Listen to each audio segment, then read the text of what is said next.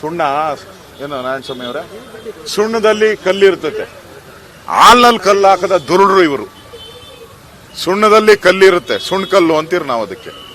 ಹಾಲಲ್ಲಿ ಕಲ್ಲು ಹಾಕಿದವ್ರು ಯಾರಾದ್ರೂ ದುರುಳರಿದ್ರೆ ಈ ಕಾಂಗ್ರೆಸ್ ಅವರು. ಹಾಲ್ಗೂ ಕಲ್ಲು ಹಾಕ್ಬಿಟ್ರಿ.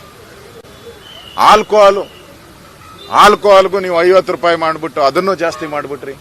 ಸ್ಟ್ಯಾಂಪ್ ಡ್ಯೂಟಿ ಜಾಸ್ತಿ ಮಾಡಿದ್ರಿ, ಗೈಡೆನ್ಸ್ ವ್ಯಾಲ್ಯೂ ಜಾಸ್ತಿ ಮಾಡಿದ್ರಿ, ಮನೆ ತೆರಿಗೆ ಜಾಸ್ತಿ ಮಾಡಿದ್ರಿ, ಕರೆಂಟ್ ಚಾರ್ಜ್ ಜಾಸ್ತಿ ಮಾಡಿದ್ರಿ. ಈಗ ಮತ್ತೆ ಹಾಲಿನ ತೆರಿಗೆಯನ್ನ ಜಾಸ್ತಿ ಮಾಡಕ್ಕೆ ಅವಾಗೆ ರೆಡಿ ಮಾಡ್ಕೊಂಡಿದ್ದೀರ.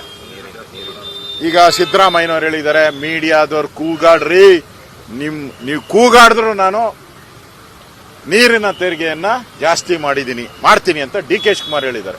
ಇನ್ನೊಬ್ಬ ಯಾವುದೋ ಮಂತ್ರಿ ಹೋಗಿ ತಲೆ ಕೆಟ್ಟು ನದಿ ನೀರಿಗೂ ಟ್ಯಾಕ್ಸ್ ಹಾಕ್ತೀರಿ ಅಂತ ಸ್ಟೇಟ್ಮೆಂಟ್ ಕೊಟ್ಟಿದ್ದಾರೆ. ನದಿ ನೀರಿಗೂ ಟ್ಯಾಕ್ಸ್ ಅಂದ್ರೆ ಈ ಸರ್ಕಾರ ಬಂದ ಮೇಲೆ ಪ್ರತಿದಿನ ಟ್ಯಾಕ್ಸು. ಹೊಸ ವರ್ಷಕ್ಕೆ ನಾವೆಲ್ಲ ಸಾಮಾನ್ಯವಾಗಿ ಇಡೀ ಕರ್ನಾಟಕದ 7 ಕೋಟಿ ಜನ ಹೊಸ ವರ್ಷದ ಗಿಫ್ಟ್ಗೋಸ್ಕರ ನಾವು ಕಾಯ್ತಾ ಇರ್ತೀವಿ.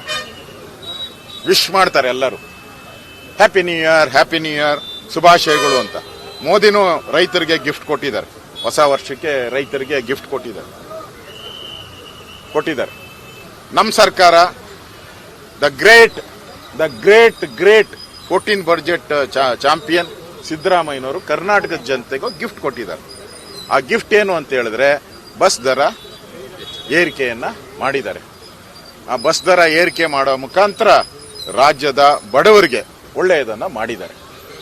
ರಾಜ್ಯದ ಬಡವರು ಬಹಳ ಸಂತೋಷ ಖುಷಿಯಿಂದ ಈ 15% ಏರಿಕೆ ಮಾಡಿದಾರಲ್ಲ, ಅದಕ್ಕೆ ಸಂತೋಷವಾಗಿ ಖುಷಿಯಾಗಿ ಇಂತಹ ಸಿದ್ದರಾಮಯ್ಯ, ಮನೆಯಾಳ ಸಿದ್ದರಾಮಯ್ಯನೇ ಇರಲಿ ಈ ರಾಜ್ಯದಲ್ಲಿ ಅಂತೇಳಿ ಅವರು ಅಭಿನಂದನೆ ಸಲ್ಲಿಸ್ತಾ ಇದ್ದಾರೆ.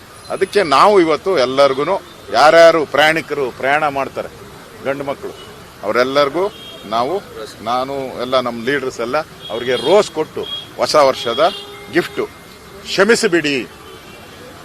ನನ್ನನ್ನು ಕ್ಷಮಿಸಿಬಿಡಿ, ನಾನು ಯಾವುದು ಬೆಲೆ ಏರಿಕೆ ಮಾಡಲ್ಲ ಅಂದೆ.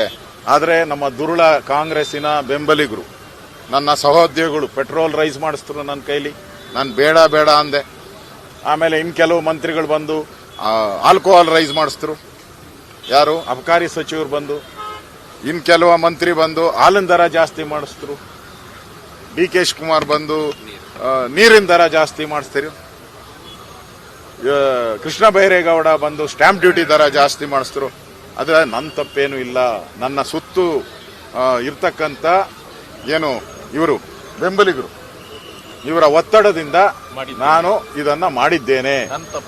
ನನ್ನ ತಪ್ಪೇನಿಲ್ಲ. I am helpless. ಪ್ಲೀಸ್ ನನ್ನನ್ನ ಪ್ಲೀಸ್ ದಯವಿಟ್ಟು ರಾಜ್ಯದ ಜನ ನಮ್ಮನ್ನ ಕ್ಷಮಿಸಿಬಿಡಿ. ಇದು ಇವತ್ತಿನ ನಮ್ಮ ಹೋರಾಟ.